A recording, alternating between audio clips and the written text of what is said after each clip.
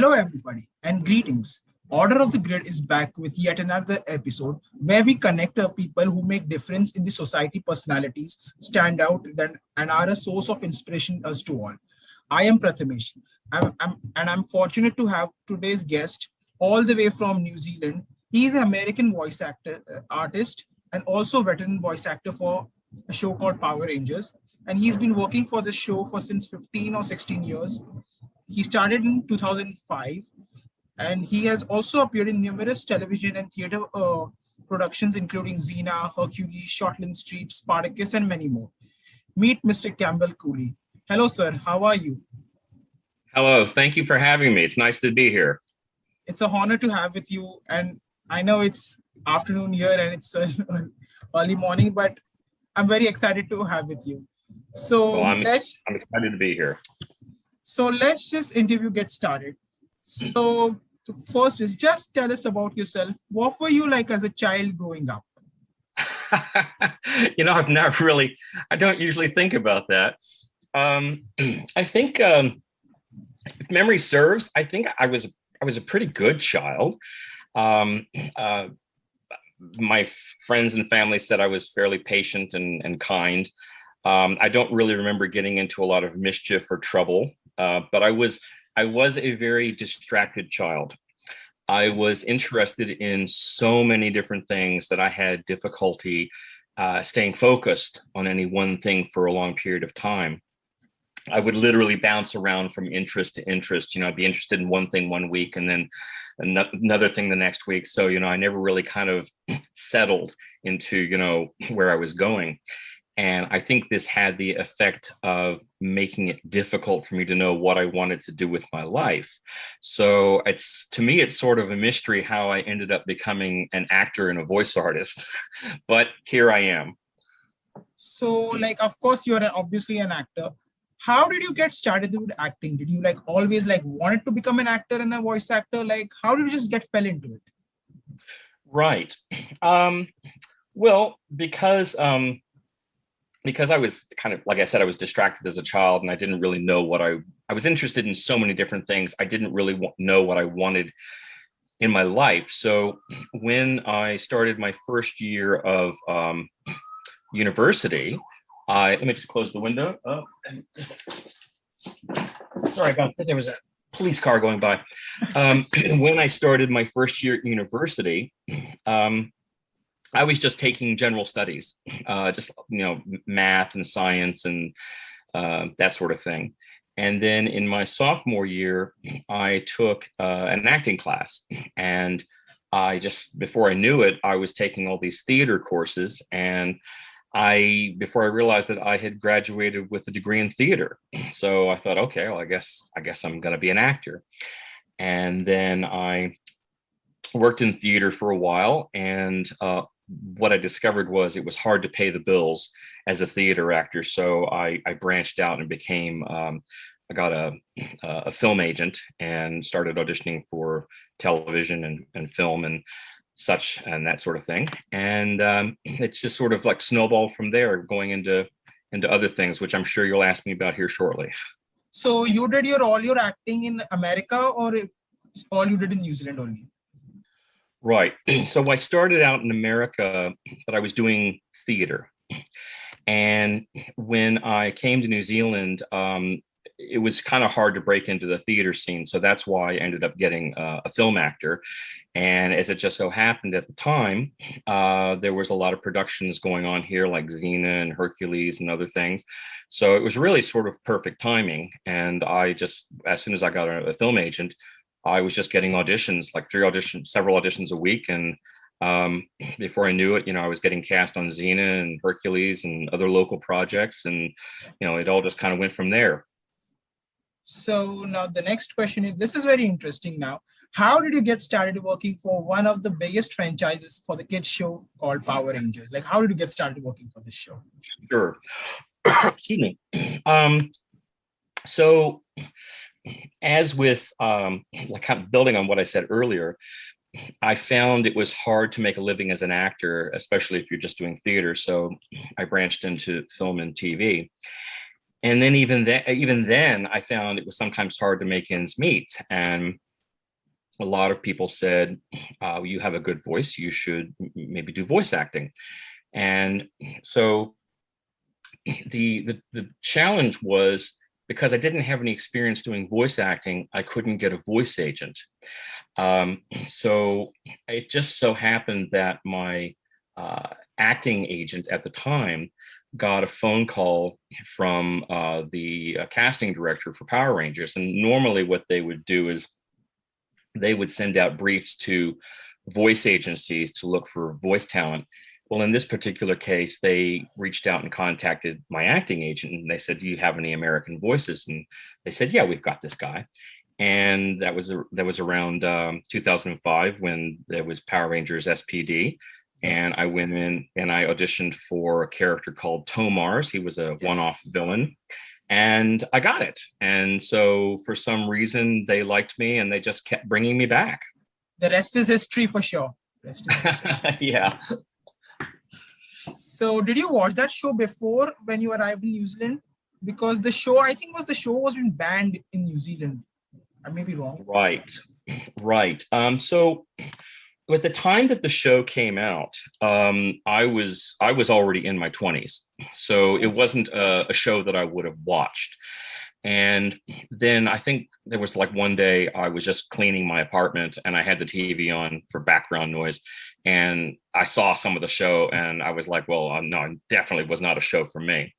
So how ironic that, 14 years later, I was like, doing voice work for the show. So I had not seen any of the Power Rangers up until doing the voice work for the show. And even when I started doing voice work for Power Rangers in the mid 2000s, it still wasn't a show that I would have watched because, I was a grown man. And it wasn't until maybe 2 or 3 years ago, I started to realize just how much a part of the franchise I had become. So I actually went back and I binge watched everything from like 1993 all the way up until like 2002. And so I'm slowly getting caught up on all the show, and I sort of feel like I don't need to watch the shows I've done voice work for because I've already seen those, but I should probably watch them again just so that I'm sort of up to speed with everything. But when this show was being banned, like, is this show still banned, or is it like it's still airing there in New Zealand? It is now airing here in New Zealand. But yes, you're right. There was a period of time where the show got banned because people felt that it was too violent. But at that time when it was banned, I don't think I was doing anything for the show anyway. So I was completely unaware that it had been banned. So what was like your first day ever experience there on the set? Like, did you have to be on the set or just on the booth? Okay, so because I was doing voice work, I would not have been on the set, but I had to go into a recording studio. Excuse me. Sorry.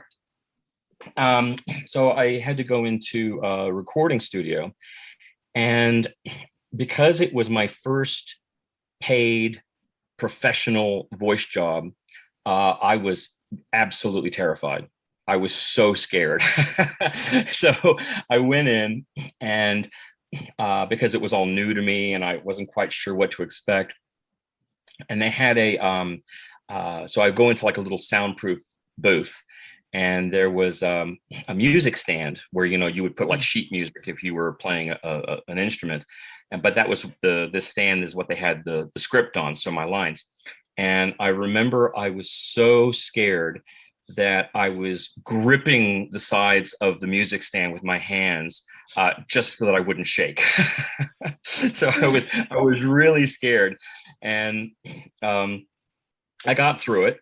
And then I think it was maybe after maybe another 2 seasons, I got comfortable enough where I would just go in and I would be like, okay, yeah, let's do it. And I was, perfectly relaxed.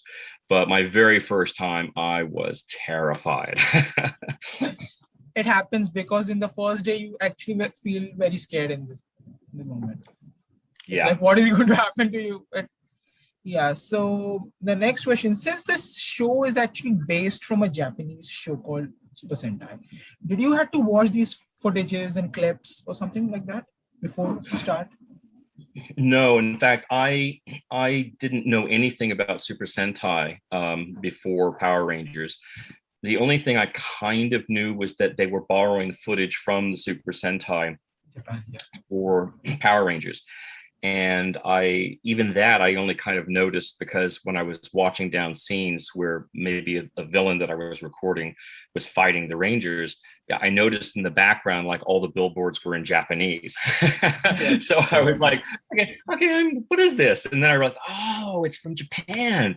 So I didn't really have any pre-existing experience with Super Sentai before I started working on Rangers, and even now I'm only just starting to watch a few of the shows.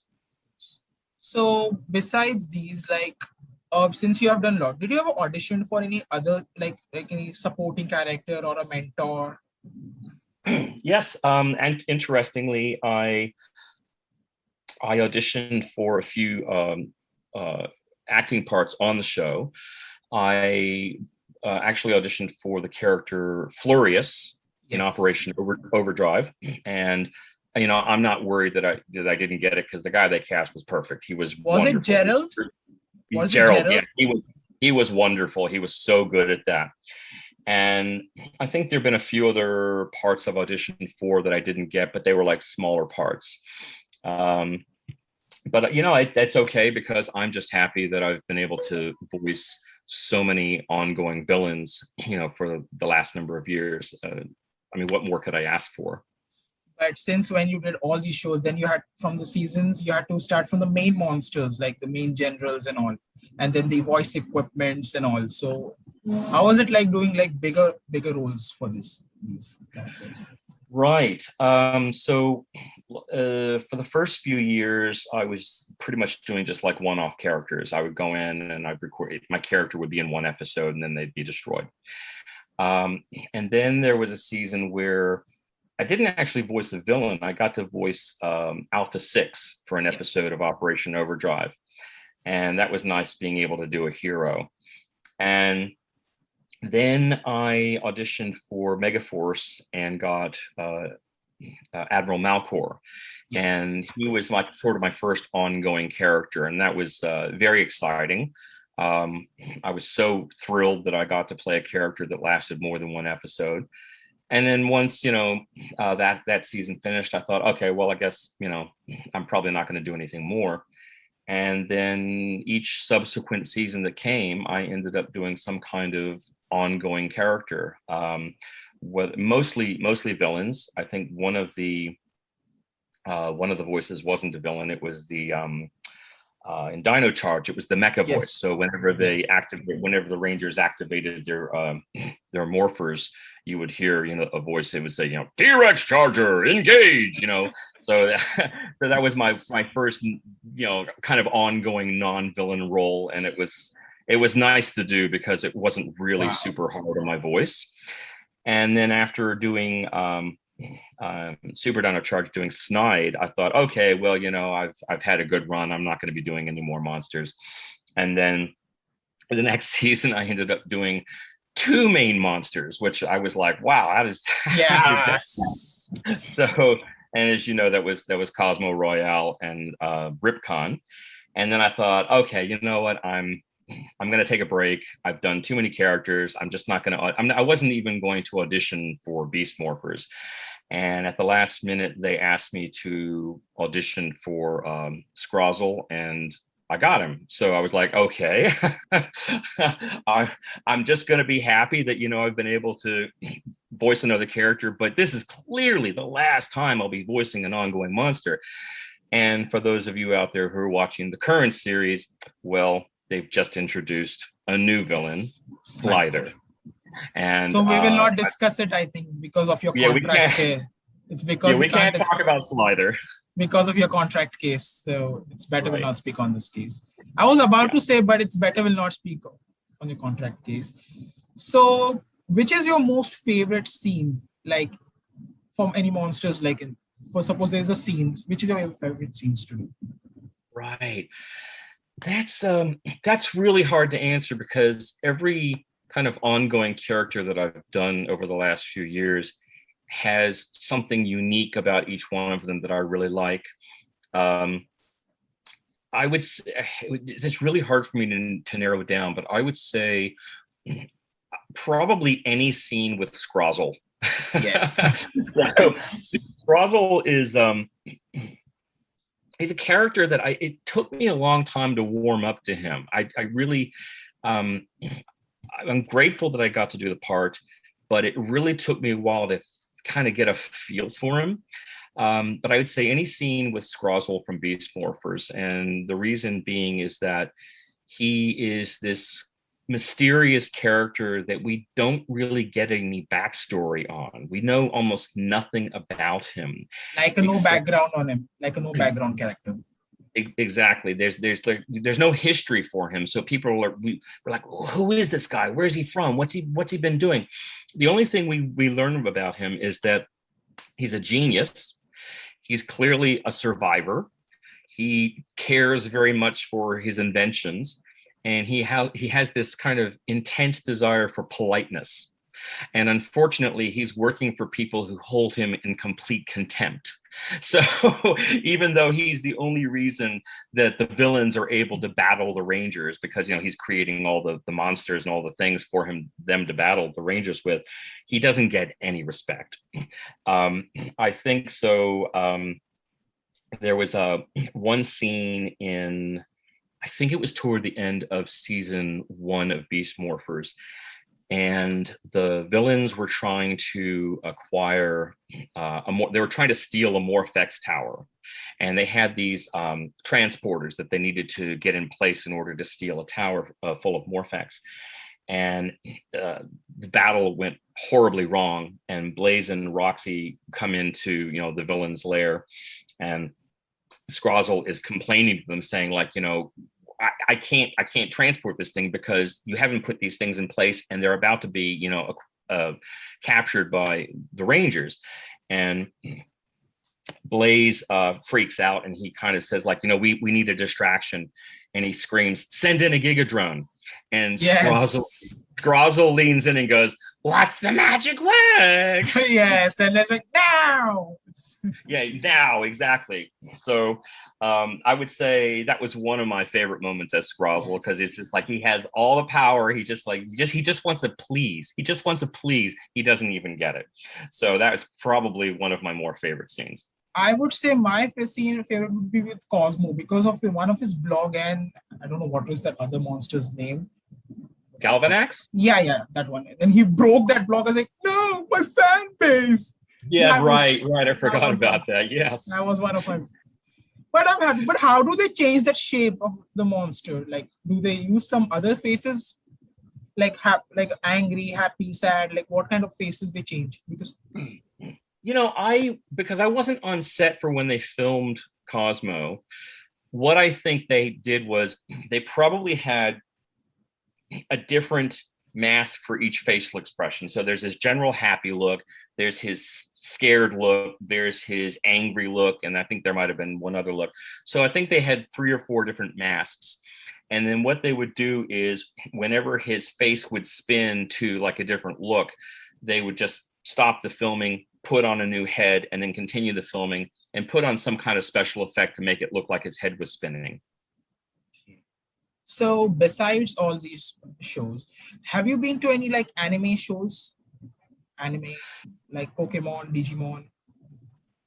I have not, but it's something I'm planning on doing in the future. Oh. So the next question is, how was your like experiences on Xena, Hercules, Shortland Street, Spartacus? Like, what was your experiences on these shows? Right. Again, each situation, each experience is kind of different from the other. I think maybe the easiest way to explain it would be like when I was just starting out working in film and television. That was when Xena and Hercules were very popular, and because there was a kind of hyper realism to those shows, as an actor, you could get away with maybe playing the role not quite as seriously. You could play it a bit bigger and larger than life. So in that respect, it was kind of easy to do those kinds of shows. Although I was very, very nervous. There was like one of the episodes I did for Xena. There was one day of filming where it was literally just me, Lucy Lawless, and Renee O'Connor, and I was so nervous just working with the two stars of the show. But um, I got through it, and they were professional and they were wonderful.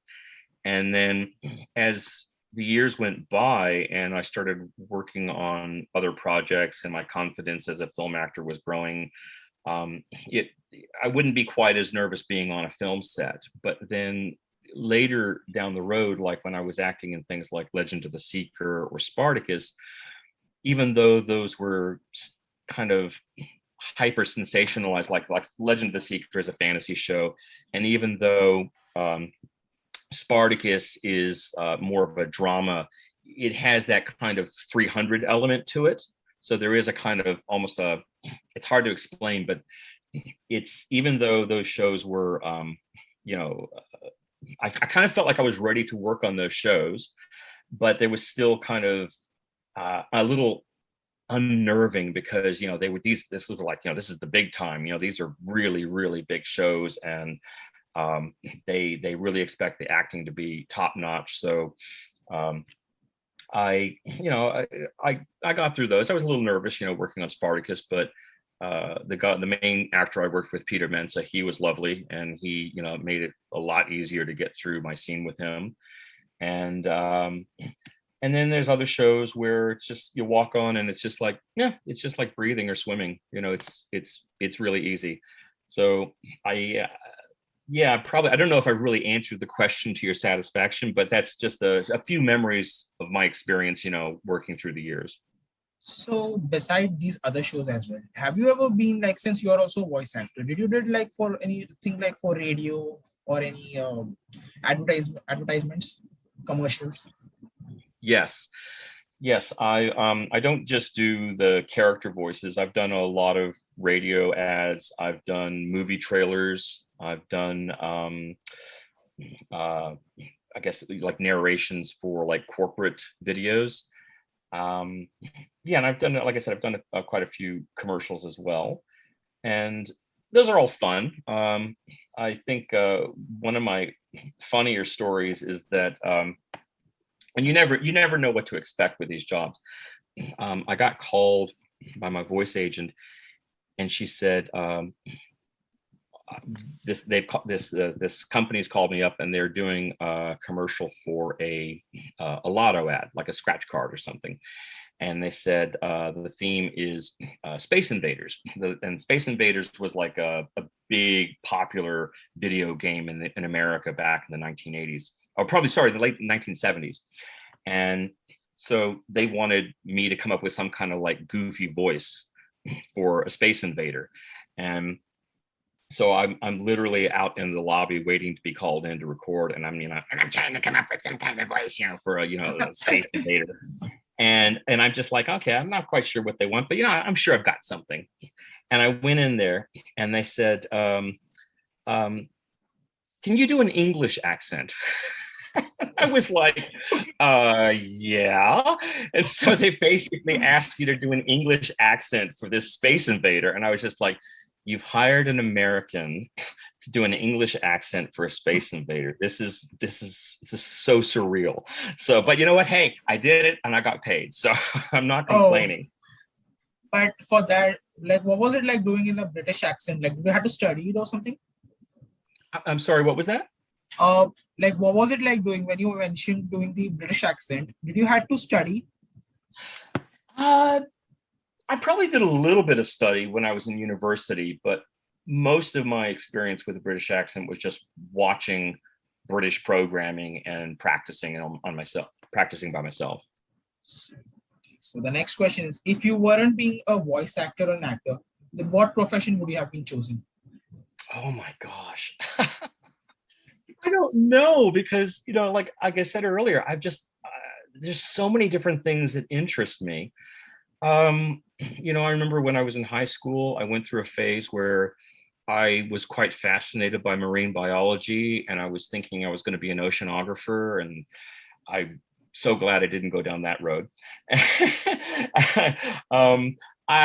Maybe oh gosh, I really don't know. I could see myself maybe working in commodities or finance or something, but I've never really given it much thought because I'm an actor, so I really don't know what I would be good at. Uh, Anyway, so the next question is like, when you do voice acting, what kind of equipments do you use? Well, it depends on. Like what kind I'm of not. like dress code or something before going? Oh, that's a good question. That's a good question. So yeah, when you go into a recording booth, everyone, like the director and the sound engineer, are outside the booth, and they're kind of controlling all the levels and the recording and stuff. But when you go into a booth, you really should wear like loose fitting clothing. You don't want to be wearing anything like leather or any kind of jewelry or anything that's going to make a sound. Like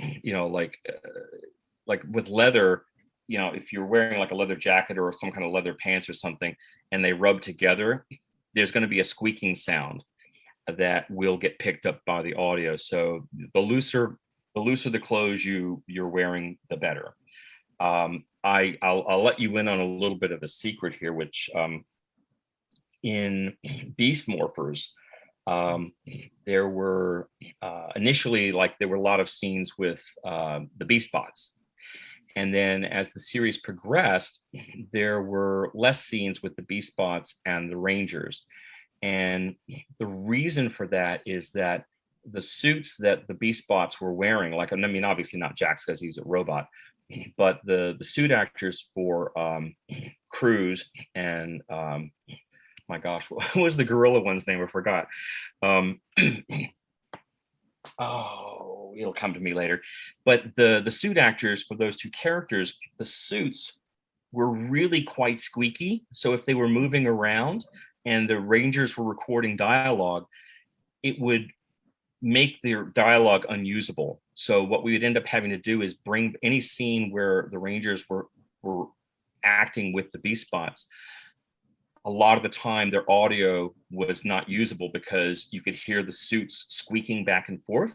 So we would have to bring in the Rangers and re-record all of their dialogue. So it just became easier to have less scenes with the Rangers and the Beast Bots together. So it's kind of a similar thing, whether you're working on the set or you're inside the recording booth, you've got to be careful not to do anything that will contaminate the audio. And it's amazing how little it takes. So is it difficult, like if there's a scene between the two characters and you're voicing two characters, is it very hard to make voicing both monsters together? I can't speak for all voice actors. Maybe there's some out there that can bounce back and forth between two characters, but given that some of the voices I've done for Power Rangers are really intense on my voice, there's no way I could record two characters at the same time. So like for Beast Morphers in the crossover episode, as you know, Snide came back, and that Snide was a character I had done in Dino Charge. So there were a few scenes between Snide and Scrozle talking to each other, and I absolutely had to record those separately. There was no way I could have like bounced back and forth and done the same characters. Because the both voices were very different. Because I think Snide was, for you it was a very difficult. Like you have to make like a cat kind of voice. Yeah, Snide is. I like the way Snide sounds, but it's very hard on my voice to do. So I try to avoid doing Snide at all costs. So my next question is, which is the most toughest thing which you have to face in voice acting? The most ever toughest thing. Oh, that's a really good question. I'll try to explain this in a way that makes sense. Sometimes when you're in a booth and you're recording, it might take several attempts to get the right performance that you're looking for. And sometimes with a voice actor, the first few takes you record almost sort of become the warm up. And then like maybe after 3 or 4 takes, you're like, okay, yeah, I'm there now. I'm in the zone. I know that this next take is going to be the one that they need to use. So like I said, you might have to do several takes to warm up or practice. Unfortunately, not all productions, like not all the sound engineers and directors work the same. And some directors may only allow you so many takes. So if I'm not happy with something that I've recorded, and I know that like if I can do one more take, we'll get the performance that I need. There are certain directors that I've worked with, I know I can ask them and say, hey, can I do one more take? And they might say that they're happy, but I know that there's a better one inside me. So I say, can I have another take? And they say, yeah. And then most of the time, the next take, boom, that's it. And they're like, wow, yeah, that was so much better. That was perfect. But there are times where I go in to record something and I don't know the director that well, and I may not be allowed to ask for another take. And if that's the case, then it kind of puts you under pressure to really nail the performance in like the first 2 goes. And that can be quite daunting. But you just have to go with each session as it goes, take each session as it comes and do your best. So my next question is, what was it? I don't know whether you're allowed to speak because of your contract case. How is your journey now, like an experience being a loop director and an ADR? I don't know, is it loop director? Yeah. I'm primarily the loop director, but I also direct ADR as well. So what is it exactly, like ADR and loop? So ADR, depending on who you ask, means roughly additional dialogue recording. And what that is, it'll be one of 2 things. So you'll be bringing in like a main actor. So I'm not talking about somebody who's going to be voicing a monster, but somebody who is like maybe one of the Power Rangers or one of the supporting cast. And let's say on the day they're outside filming and they record their dialogue and a plane flies over. Well, of course, you can hear that plane in their audio, and we can't use that audio. So we'll bring those actors in to re-record their dialogue, and they'll have to do it in a way that makes sure that their performance matches the way their mouths moved on the day. Another reason we might bring them in is maybe the audio is fine, but the director or producer says, this particular moment, I really want a slightly happier performance, or I want a slightly sadder performance. So we'll bring in the actor and they will re-record the line, but giving a different performance. Looping is, so actually before I move on to looping, so another part of ADR would be directing like the voice monsters, the monsters with the voice characters, like monsters and stuff. And the nice thing about that is there's nothing to match in terms of like mouth movement, but it can still be quite tricky because you're dealing with people that aren't using their natural voices, and they might burn out after so many takes. So you have to know how to manage them and get the best out of them as quickly as possible. And if they can't finish the session, then on rare occasion we can bring them back for another session. But ideally, we try to get everything recorded in that one session. Looping is all of the background sounds. So like let's say we're watching a scene on Power Rangers and let's say they're outside and there's a cafe behind them. You're going to hear all of those people in the background at the cafe. We may not understand what they're saying, but you're going to hear them talking in the background. If we don't have that audio of people in the background, then it's going to feel unnatural. You're going to be like, something's not right here. I'm seeing people in the background, but I'm not hearing any sounds. So looping is like all of the background sounds. It can be the sound of people screaming when they see a monster. It can be maybe like minor monsters that aren't necessarily main characters.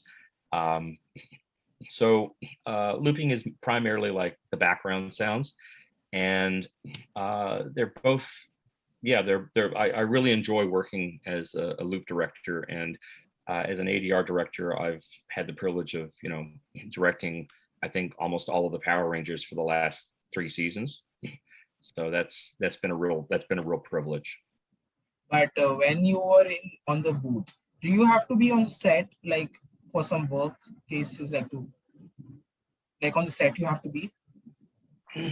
The only reason I would need to be on set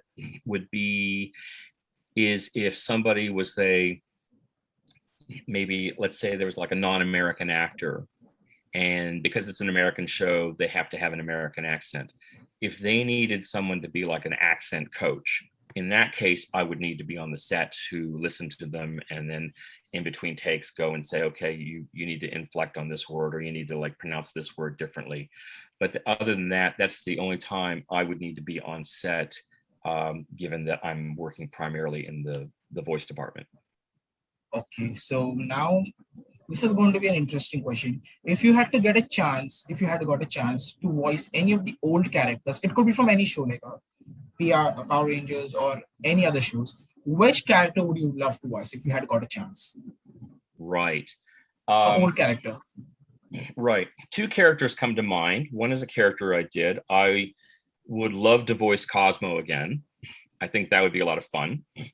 As for a character that I haven't voiced, I think I would really love to voice King Mondo. King from is that from Zio? Yeah. Zio. I think I would love to voice King Mondo. I think I've got something in me that would it would suit him quite well. But that's not to take away from the voice actor who voiced him. I think the voice was fantastic. But if I was given a chance to like put my own spin on it, I've got a few ideas. So before we just wind up, before we just a couple of questions. Just a minute. Okay. I'm sorry, there's some issue. Okay, if you had to guide any of the aspiring voice actors, actresses, or any actors or actresses, like what kind of advice would you like to give them? Well, maybe not the advice they would want to hear. It's a working in the film and television industry, whether as an actor or a voice actor. It's tough. It's a really hard industry to work in. And, if you really, really know that that's the only thing you can do that will make you happy, then you're really going to have to work hard. It's not just, well, if you have the right looks, you'll automatically get cast. I mean, you've got to be out there networking with people, attending functions, making friendships, maybe sometimes accepting smaller jobs that you don't want to do just so that you can get noticed. Some people can make a living out of it. Others, I mean, I know some very, very talented actors who have been in this industry a long time and they've gone nowhere. And they've struggled. They don't have regular income. They don't know where their next paycheck is coming from, or their next meal is coming from. So it can be a very, very hard industry, and there's no guarantee that you'll succeed. Now, if you know absolutely it's what you want to do, well, then go into it with your eyes wide open. But if there's something else you think that you'd like to do that can make you as happy, I would say do that. But if you know absolutely that you have to be an actor or a voice actor, then just prepare to do a lot. It's a lot of hard work. You've got to be constantly perfecting your craft every day and doing everything you can to get noticed. So suppose if you got a big project, example, so which actor would you like to work with? Any, like Hollywood, Bollywood, anyone? Which actor would you like to work, or actresses? Which would you like to work with? The two that come to my mind, I would love to work with Gary Oldman. I just think he's phenomenal. And I would also, I would be so intimidated, but I would love to work with David Suchet. I love David Suchet. I think he's amazing. But there's probably a few others, but those are the two that come to mind. So my second last is, within the boundaries of with your non-disclosure agreements, are you allowed to talk any of your upcoming projects which you like to share? Oh, I wish I could. I'm not allowed to. There are a few things coming. There are a few things there's a few surprises coming. But I just can't say anything. I think maybe what I probably could say is some of those surprises will happen in the next 5 months. Well, before we leave, one request for everyone. Just can you make any of your 3 characters to voice? Oh gosh. Sure. Just do your best. Just do your best. Look, I'll try and do. There's one character that comes to mind. I mentioned him earlier. I'd love to do him again. And I don't know how they bring him back, but I'm sure they can find a way. So let me just I'm gonna drink some tea real quick. Hold on. Okay. No promises. I don't know how good this is going to be. Try your best. Okay. This is Cosmo Royale, host of the intergalactic game show, Galaxy Warriors, the show where you could win a chance to pull out one of the power stars from the Ninja Nexus prism. So, second one would be who? Oh my gosh. So that was Cosmo.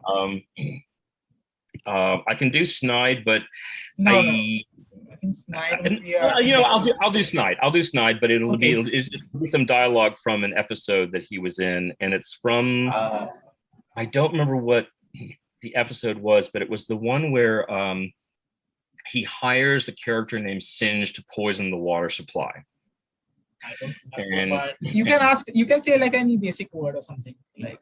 No, I'll just do the dialogue from the actual scene. So Singe comes in and Snide says, "Nice work with the virus, Singe, but now what? I don't have a lot of patience for you. Heckle likes you, Singe, but I don't. Fail me and you'll find out just how much." So there's Snide. And oh my gosh. Last but not least, I would say Scrozle for sure. Oh, look, I can try and do Scrazzle, but I can't. Trying to think, what would be something he would say? Just an intro word or something. Oh yeah, just like I'm Scrozle, genius scientist, and I've been hiding in the cyber dimension. Sorry.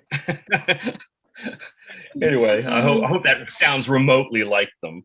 Fine. Well, thank you so much for being a part of our show. It was a very privilege to have with you. Thank you for having me. Before you leave, where can the people can find you on social media, if they want to follow you? Sure. I'm on Twitter. It's very simple. It's just at Campbell Cooley, and I'm also on Instagram at Real Campbell Cooley. So you can find us on Order of the Grid, which is on Instagram, which is the Order of the Grid, and we are on Facebook, and also on Facebook. We are also on YouTube. Just comment, share, and subscribe. And also we are on SoundCloud, and we are about to put other podcasts on Spotify and Google Podcasts in the future. We're planning to put. Well, once again, thank you so much, Campbell sir. It was a very privilege to have with you. Thank you. It's my first ever a foreign interview with you. Thank you so much for having me. I've enjoyed. I don't know whether you had interviews from other countries, or is it the first time you're having an interview from other countries? First time. I have had a few interviews from overseas, but this is my first interview from India, and I could not be happier. I thank you so much for having me. Well, thank you once again taking your time, and once again I would say everybody stay safe, take care, get vaccinated, and hopefully this COVID-19 gets over soon. Just.